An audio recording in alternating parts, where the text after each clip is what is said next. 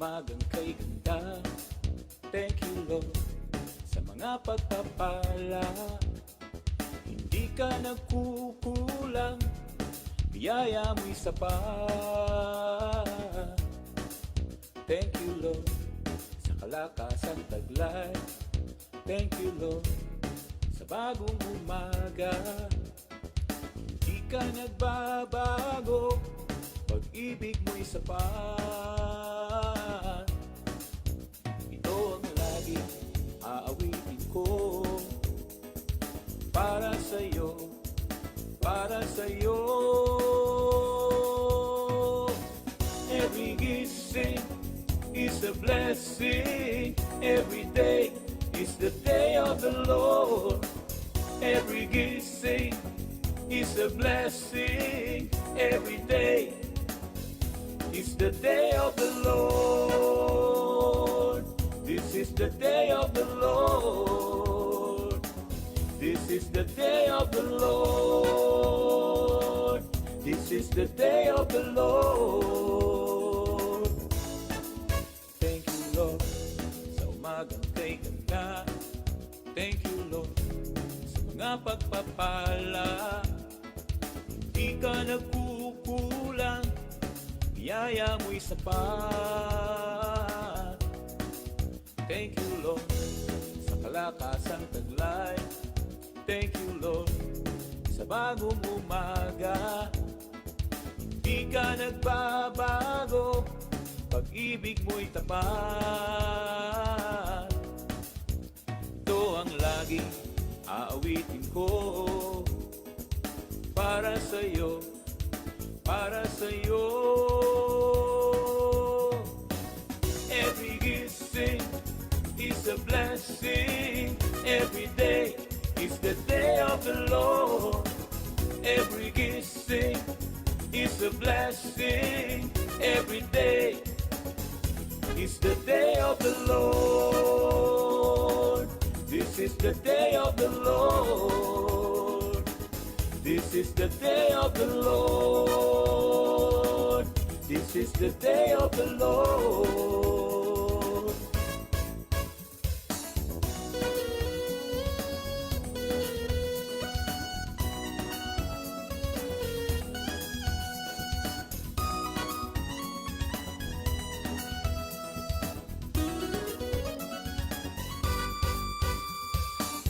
Every gising is a blessing.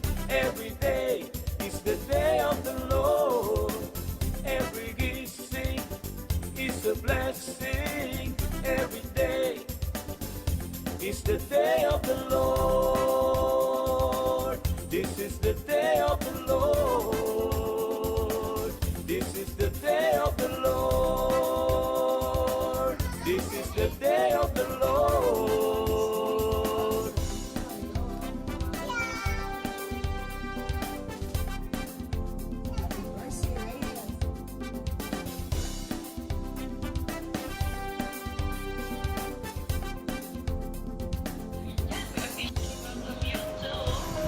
Every gising is a blessing.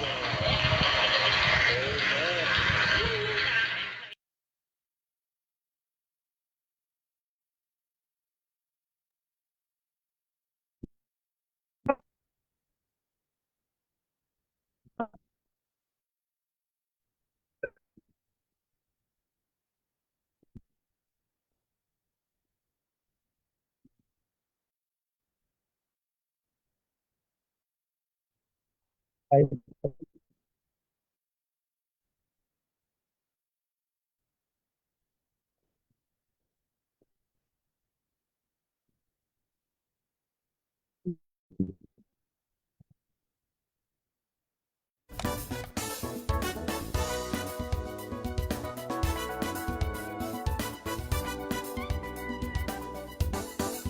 Thank you Lord sa umagang kay ganda. Thank you Lord sa mga pagpapala. Hindi ka nagkukulang, biyaya mo'y sapat. Thank you Lord sa kalakasang taglay. Thank you Lord sa bagong umaga. Di ka nagbabago, pag-ibig mo'y sapat. Ito ang laging aawitin ko, para sa'yo, para sa'yo. Every gising is a blessing. Every day is the day of the Lord. Every gising is a blessing. Every day is the day of the Lord.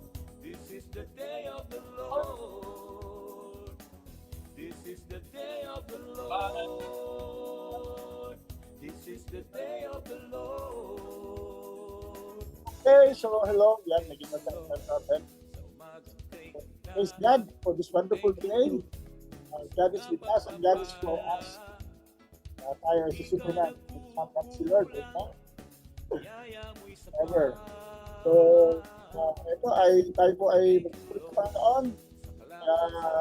Good morning. Thank you, Lord, sa bagong umaga. Di ka nagbabago, pag-ibig mo'y tapat. God is with us and God is for us. Awitin ko, Ano man ang ating kalagayan para sa'yo, ay sabang tayo ng Diyos. Ito ay, tayo ay Panginoon. is a blessing. Every day is the day of the Lord. Every kissing, Okay, Father God, salamat po sa batang ito. Pray that you will bless us indeed. Lord, as we face another day, natin bless, pero nagdala na para sa mga natin. Ay, tubayan at hindi na kalakasan. Right now, strength in your blessing. Oh, our lives, oh God, we salamat sa ito na, nagpapalay po ang aming sharing at aming mga pangandong araw sa pangalan ni Jesus. Amen and amen. Happy birthday po sa mga birthday ngayon. Tapos mo sinabi pa nila, ano po ngayon ang birthday niya? Yung birthday mo niya. is a blessing. Every day is the day of the Lord. O, kapag sa mga birthday, ito ka nag-anniversary, kasal ka na. Right? Is the day Happy of the anniversary. Lord. Parang yung birthday, kung meron mga shout out. This is Mga the day of the Jews. This is the day of the Lord. Parang yung mga buhay. Right? For something like that. Salamat sa panon na tayo po ay safe, pero our prayers reach out those who were affected. Every kissing is a Very good blessing. morning. That's it all the time. Amen, amen, praise God. So with that, tayo po sa pambasa Panginoon. And together with the psalmist, wala ang aking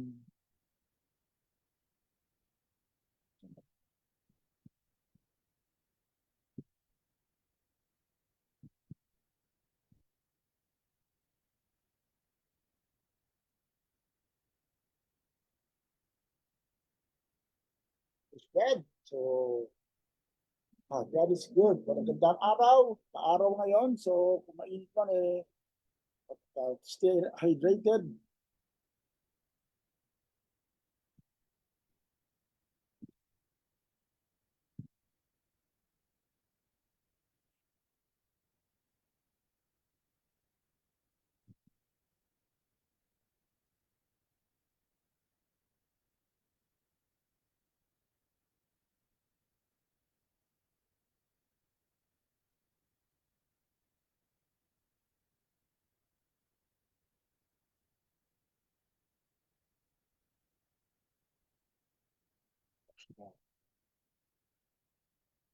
Yan, ito pa ang ating worship team. Bago.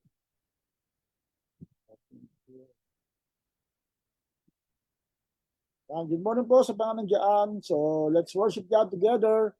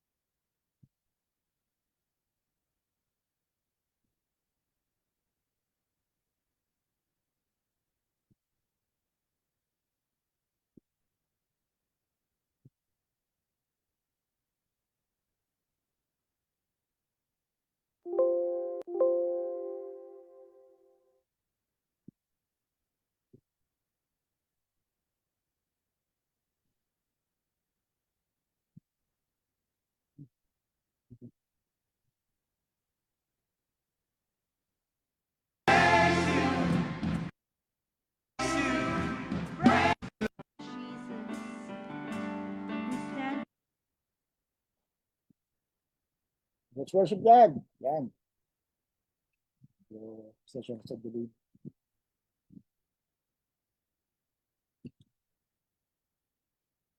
Before you, O God, for your presence.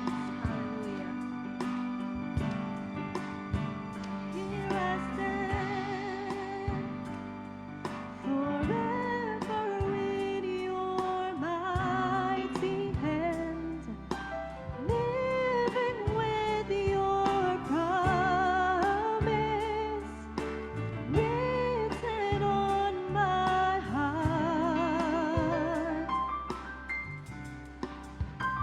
I am yours, surrendered only to you. You set me in your family,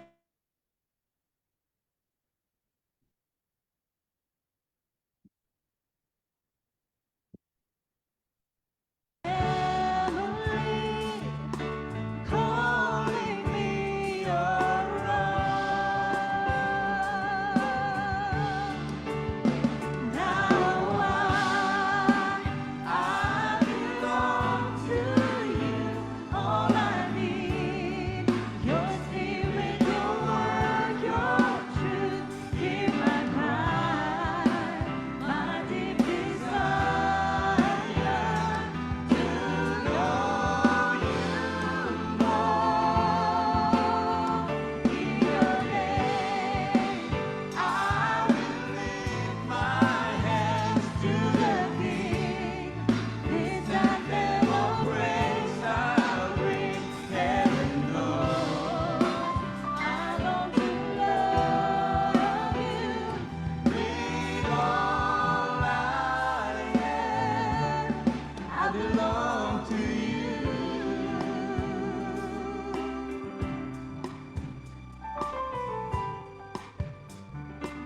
Hallelujah. Let's sing.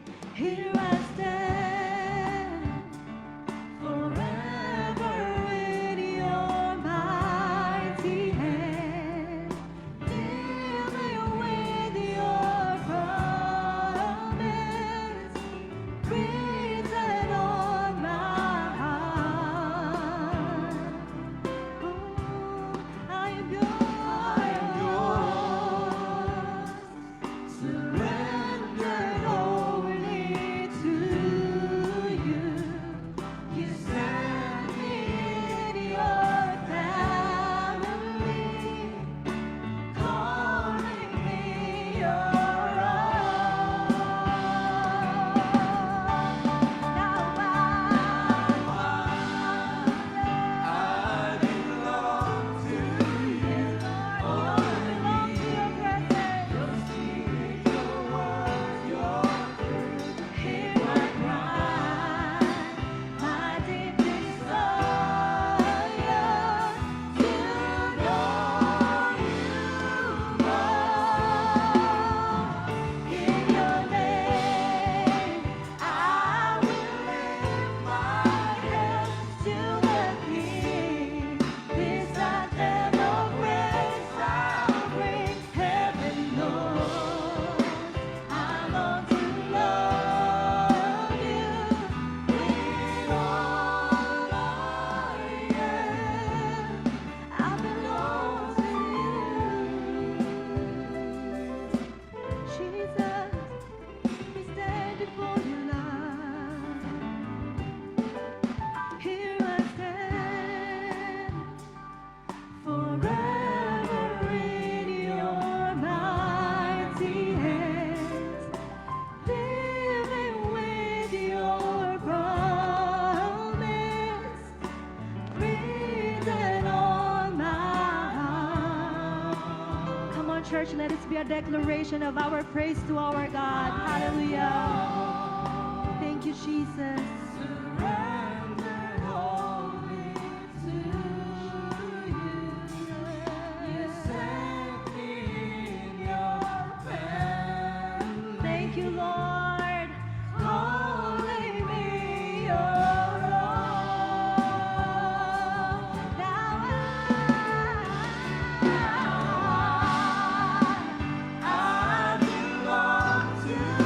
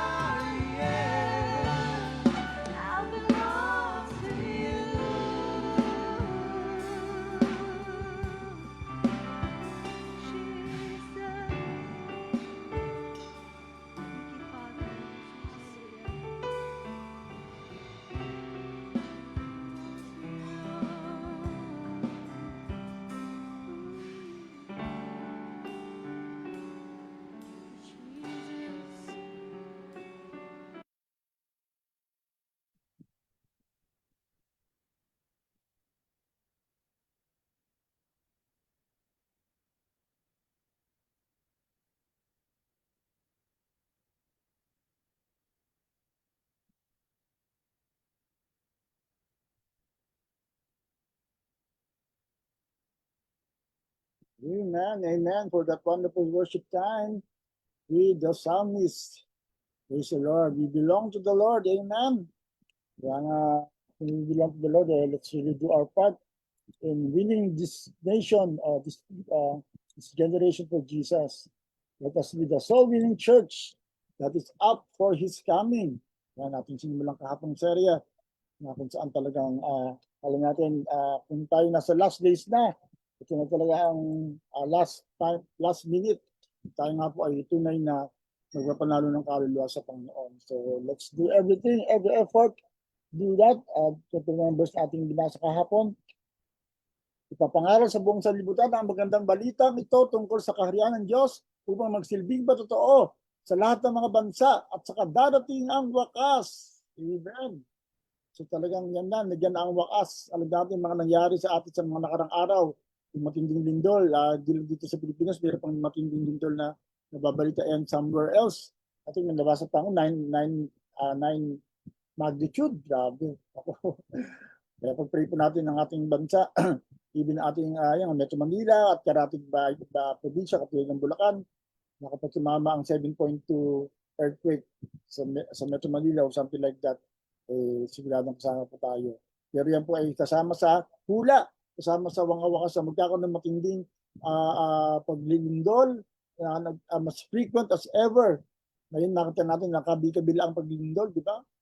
Last time, there was a time in our last year ba yun, na halos apat na sunod na malakas sa lindol.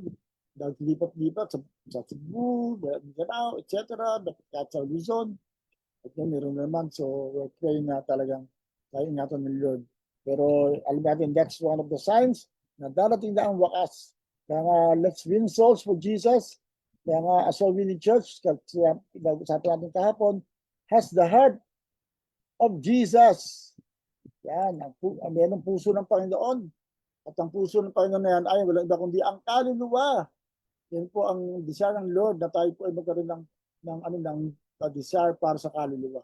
Hindi lang tayo yung masaya maging ligtas, hindi natin, there's more people that needs to know the Lord. People need the Lord. Sa mabayang gabi nga, meron tayo yung series na started up a new life is for new believers at pang-share din sa mga tao. Kaya pwede kayo manood at share sa mga kaibigan nyo, ating magiging simbahan mamayang gabi, na evangelistic in nature talaga. Dahil alam natin kung paano maraming tao na sa Facebook, and then let's bring them the gospel through the Facebook o ano bang kaparaanan, sharing on site, yan, face to face o online, whatever ways na meron tayo, gamitin natin yan para sa pagpadalo ng mga kaluluwa. So let us have the heart of Jesus.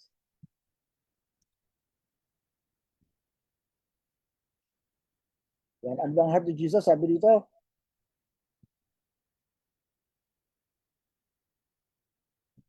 for the Son of Man is come to seek and to save that which was lost. Yan, dumating si Jesus para iligtas ang mga nawawala. Yung talagang reason niya. We are the reason that He gave His life.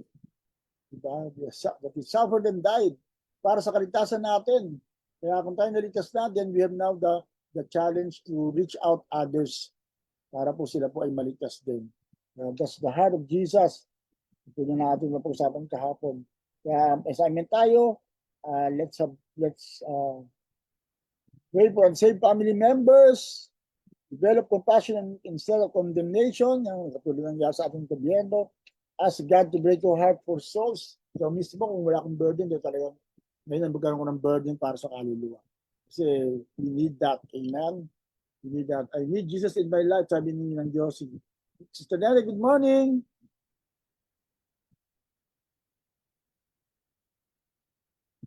Sister Lourdes Beltran, good morning. Namimiss namin kayo nga sa Midweek. At happy birthday ata ngayon ni Tatay, ni Brother Danny Beltran. So happy birthday po si Brother Danny Beltran. Alam ko siya pala may birthday ngayon.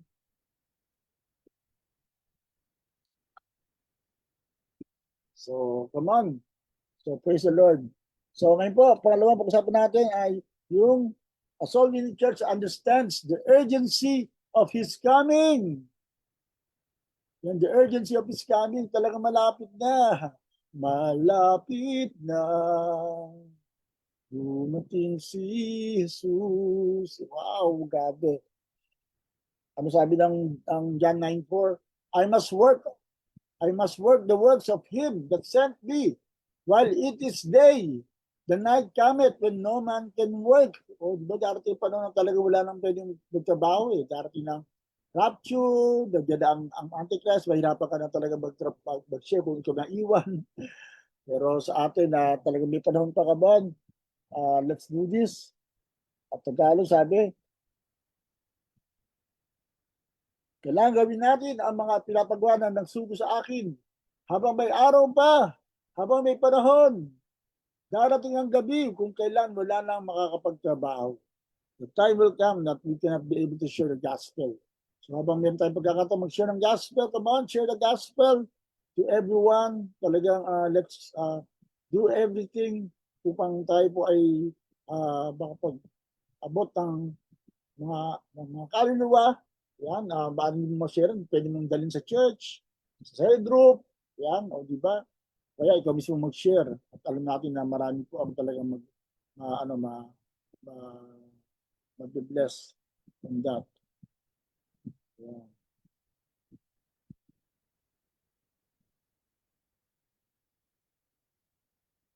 So Solvin's church understands the urgency of His coming. Wow. Mr. Neri Bagos, good morning.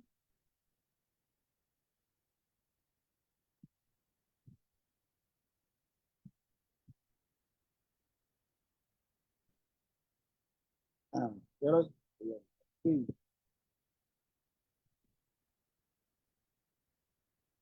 So urgent. Ibig sabihin na urgent ba? Talagang wow. Hindi na pwedeng pagpaliban pa, hindi na pwedeng magpakutumpik-tumpik, di ba? Hindi talagang kailangan ng gawin. Kailangan ng gawin. Yan. Jesus' return is near. Yan, alam natin yan. All direction points towards the truth. Kung 2,000 years ago, sa panahon nila Pablo, talagang ganun sila ka-sensitive. Nagdarating na si Lord. Kaya kung nagkaroon ng mga persecution no, di ba, nagkaroon ng pag-destroy ng Jerusalem ng AD 70, siguro isipin nila, yun na yung pagdating ni Lord eh. Pero hindi pa siya dumating, pero that's the start ng last days. Talagang na-prophesy ni Jesus na magugunaw ang Jerusalem, at yun nga, nangyari na AD 70. Pero hindi pa dumating si Lord, wala pang second return. Pero kung sinabi ni Pablo na malapit ang dumating si Lord that time, mas lalong ngayon mas malapit ang pagdating ni Lord sa panahon natin, di ba po? Dahil nga, ayan, talagang imminent na.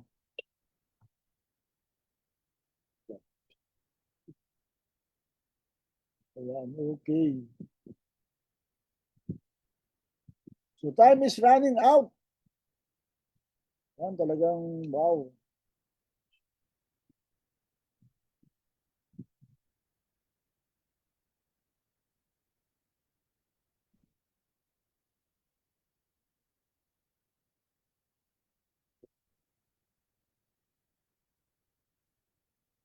So, last 2 minutes.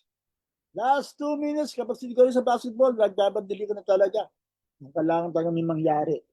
Kung naghahabol ka, kailangan gawin mo lang the best para maghabol. Pero kung hindi ka makahabol, hindi tapos na. Yan, tapos na ang usapan. Kaya, kung last 2 minutes na, kumara, ano gagawin natin? Di ba? Kaya, let's redeem the time, sabi ng Bible. For the days are evil, or the day is short. Talagang wow, hindi natin tinatakot ang lahat nun, pero yun na talaga yun eh. Sabi ko nga, kung di man dumating si Lord eh, meron pa rin nagbabantang kamatayan sa atin, di ba? Talagang any moment God, the Lord can take us home. So tanong are you ready? Finish or not finish? Pass your paper. Yan, sa mga nag-aaral ngayon, di ba, alam natin na pasukan na naman. Kaya come on, let's be ready. Let's have that sensitivity na talagang malapit ang dumating si Lord. Ito ang panahon, di na uso mag-backslide. Ito ang panahon ng pagbabalik loob sa Panginoon. Kaya kung mayroon mga nag-backslide dyan, come on. Ito yung panahon na talagang tayo po ay talagang bumalik sa Panginoon. Ito yung panahon na talagang maging seryoso na tayo. Hindi na pwede talaga ano, kaya although nakakalungkot nga ngayon, pag-usapan namin kahapon maraming Kristiyano parang hindi pa seryoso, hindi talaga parang ganun ka-aware na malapit na dapat si God, talagang naglalaro pa, talagang sabi ko nga, ginagawa lang nilang option si Lord, sa marami nilang option sa buhay, hindi lang option si Lord, He is the priority, He is the most important thing in our life. Siya talaga ang dapat natin unahin, kumbaga, other than Christ, wala nang dapat mas matindi tayo magkaroon ng devotion. Hindi sa Panginoon. Kaya dapat hindi option Panginoon. Kapag sa Panginoon talagang wow, tabi ang lahat. Hindi yung pag-iisip pa natin, Lord, pila ka muna, marami akong schedule. Ganun marami nangyayari sa tao Nakapila si Lord. Para bang kung may panahon ka pa para kay Lord, di magkakaroon ka ng panahon kay Lord. Pero kung wala, pasensya ka na, Lord, wala akong panahon, pasensya ka na. Pastor, hindi ako nakadalo sa gawain. Diba? Kung lang sabi ko kami kahapon kagabi, ako na naman ang naging instant speaker. Pasensya na kayo. Pastor, pasensya ka na kapag hindi ako nakadalo dapat nga kami ang humingi ng pasensya kasi kayo hindi nakasapin. Sabi nga, sino ba nawalan ng blessing? Sino ba ang hindi nagkaroon ng magandang revelation? Siyempre, di ba yung mga hindi umattend? So, pasensya doon sa mga hindi umattend.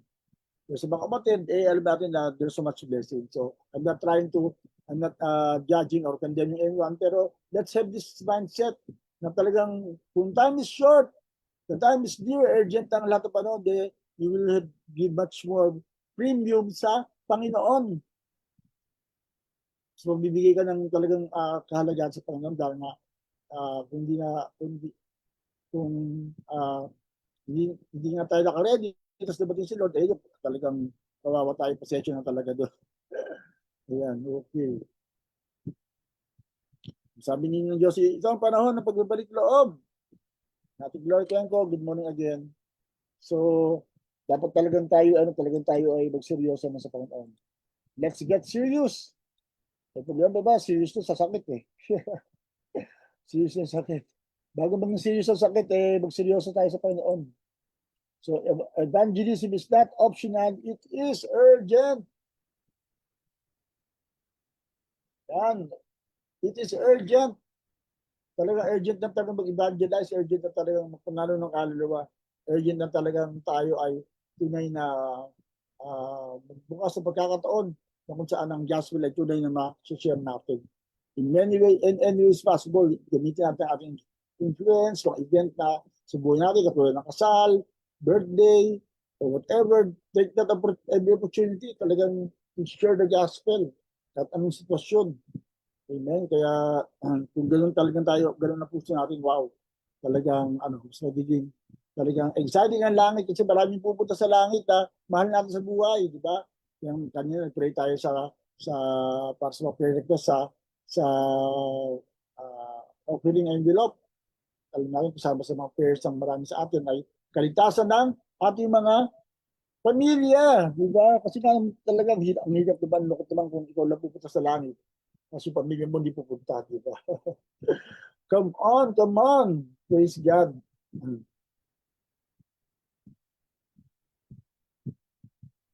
Hello, Ate Alice. Salonga, good morning. Nakasama namin Mr. Badet. Kagad It's okay night. Praise the Lord. Dahil nga alam natin na talagang kung may time pa tayo, yan, gamitin natin yung pagkakataon na yan para tayo na ay magpagamit sa Panginoon. Thank you, Lord. Thank you, Jesus. So, warning! Diba yung NDMRC, diba? Pag GDMC, whatever. Kapag nasa cellphone natin, go warning! Yellow rainfall, orange rainfall, red rainfall, etc. May warning din para sa atin. Dapat nating pakinggan.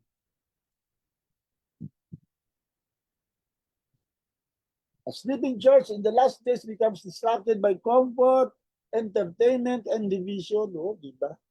Diba? Gusto nila comfort kapag di aircon ng church, hindi na pupunta. Or something like that. O entertainment, diba? Para akala nila nanonood sila ng concert kapag nag-praise and worship. O maraming mga effects, maraming mga walang masama doon. Yan, diba? Talagang we are for that. Talagang to make it available sa ating generation. Pero hindi lang yun, ang church, hindi lang comfort, hindi lang entertainment. There's much more than that. Talagang nais ng Diyos, nais ng ating network na talagang tumayo tayo sa uh, sa, sa tama na talagang ating tinatayuan at talagang tayo po ay lalo po para sa Panginoon, talagang tayo po ay lalong maging strong in our conviction. And also sa division, kasi nakakalungkot nga na na isipin na people are divided in many things. Bakit niya sa Senado natin? Imagine, isang Senado, dalawa pa ang naging faction.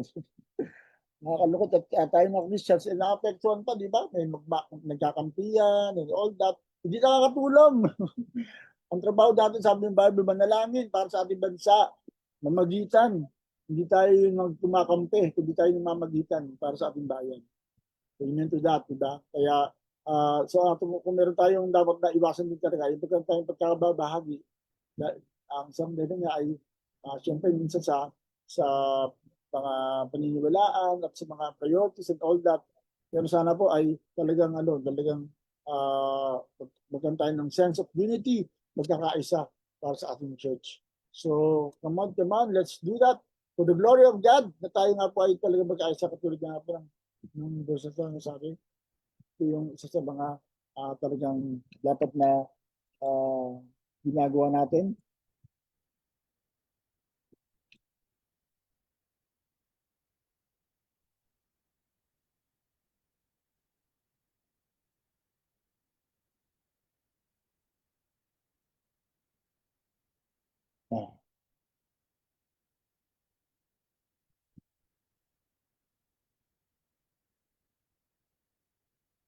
So stop postponing the ministry. Ayan, kapag tayo po ay, lalo kayo, meron tayong involvement sa church, life class, SOL, huwag na tayo magpo-postpone, huwag na tayong magpabebe, di ba? Huwag tayo maging Kristyanong pabebe, ano yung pabebe? Yung mahirap ka usap, yung talagang mahirap na yung courage, talagang kailangan pa ng talagang sayawan, kailangan mo talaga ng maraming epektos para lang mag-join sa ministry. Stop postponing. Kung alam mo nang pwede ka mag-involve ka na. In many ways possible. Dahil alam natin parang tayo makapag-serve sa Panginoon. Pero yun nga, yung pagkakataon na tayo makapag-share on site, lalo na, malaking bagay po yan. Kaya nga, we can share yung yung passion natin sa iba at ito talagang maipasa natin daw.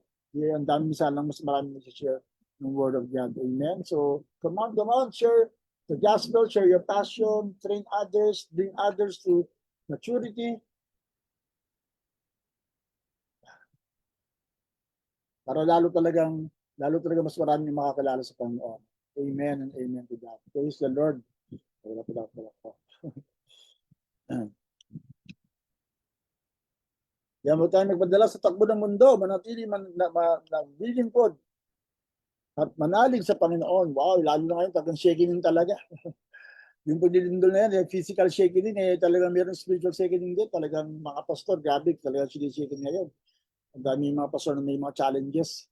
Physically, sa ministry, spiritually. So, continue to pray for your pastors dahil may mga shaking talagang ginagawa. Talagang last days na talaga. Nararamdaman natin talaga yung pressure. Kaya laban, come on. Go tayo. Kahit ano mangyari, talagang tayo tatayo para sa Panginoon. At talagang even to our last breath, si Lord ang ating patuloy paglilingkuran. Sana po, may kasama kaming gagawa niyan. May kami na talagang sasama namin kayo sa misyon. Sama namin kayo sa pangitain na winning souls and making disciples. Talagang hindi namin kayo iwanan na nandiyan kami, pastor. Pero iba, nandiyan kami, pastor, 100 meters away. Huwag naman ganoon, di ba? Kahit kung nasa likod kayo, malapit naman, di ba? Para talagang supportahan, magagawa natin, dapat natin gawin. At mas marami, mas maganda. Yan, dahil mas marami tayong abutin. The harvest is plentiful, but the laborers are few. Come on. So, pray tayo sa Lord of the Harvest, magpadala ng manggagawa. Sana ikaw yung sagot na yun nang kailangan ng manggagawa sa ating panahon, sa ating mga lugar. Talagang gawin natin pagkakataon na talagang magpanalo ng kaluluwa at talagang abutin at i-maximize ang oras na meron tayo. Because for all we know, we may not have that opportunity tomorrow or whatever. Dahil today is a day, sabi nga ng Bible, now is a time of salvation. Yan, ito na yung araw ng kaligtasan, huwag na magpatupit pa. Huwag na talagang magpabebe pa. Amen. Praise God. So,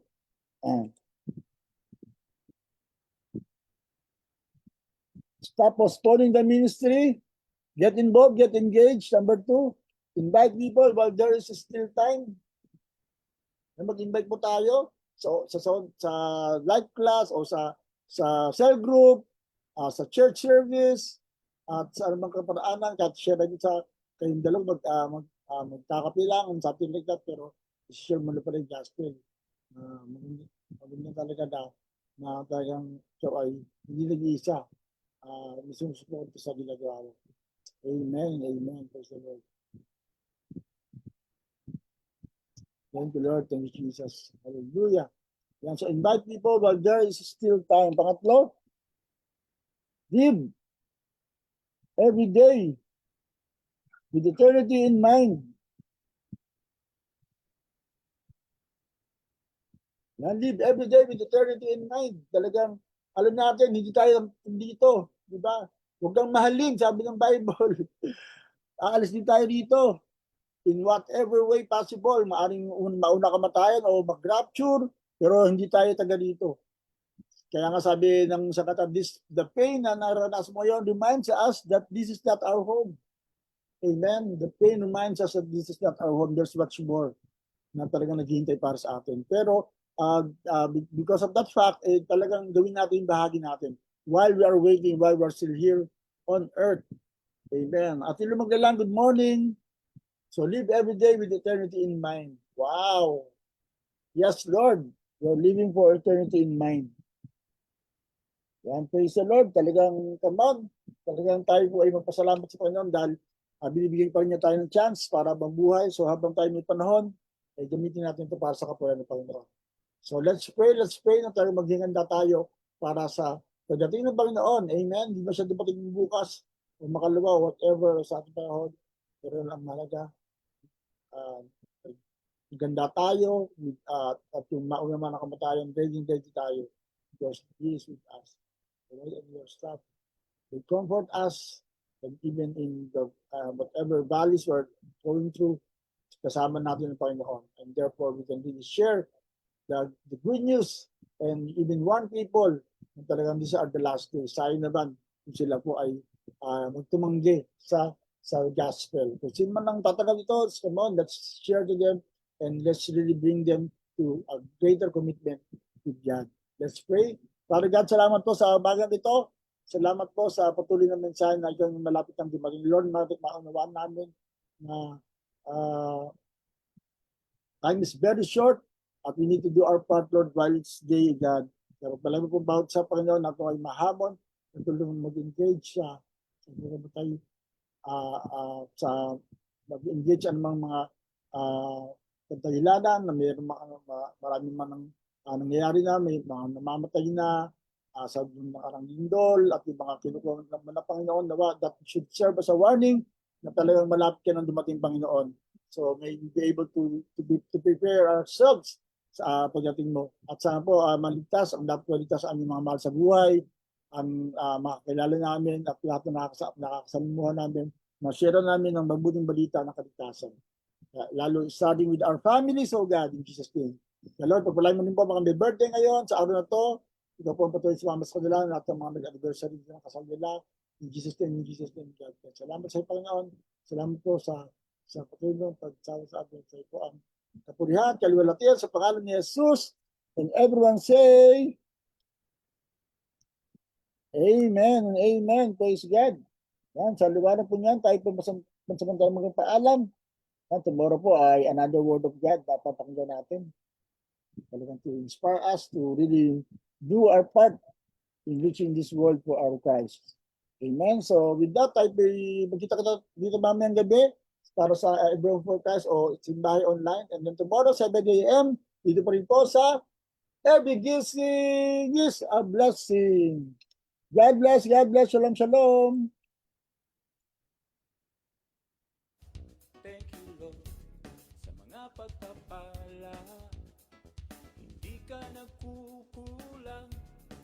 biyaya mo'y sapat.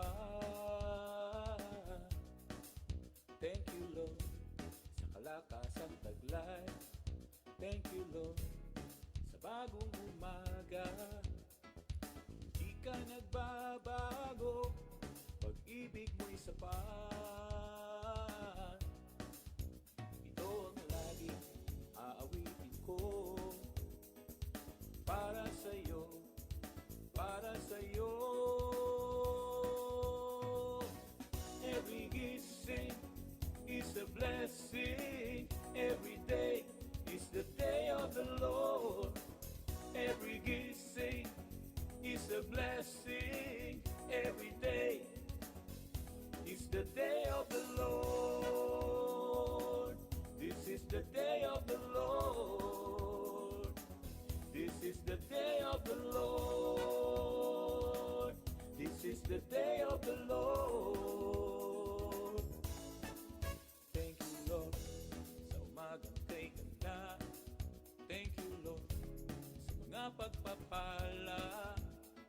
Hindi ka nagkukulang, biyaya mo'y sapat. Thank you, Lord, sa kalakasang taglay. Thank you, Lord, sa bagong umaga. Hindi ka nagbabago, pag-ibig mo'y tapat. Ito ang laging aawitin ko, para sa'yo, para sa'yo. Every gising is a blessing. Every day is the day of the Lord. Every gising is a blessing. Every day is the day of the Lord. This is the day of the Lord. This is the day of the Lord. This is the day of the Lord.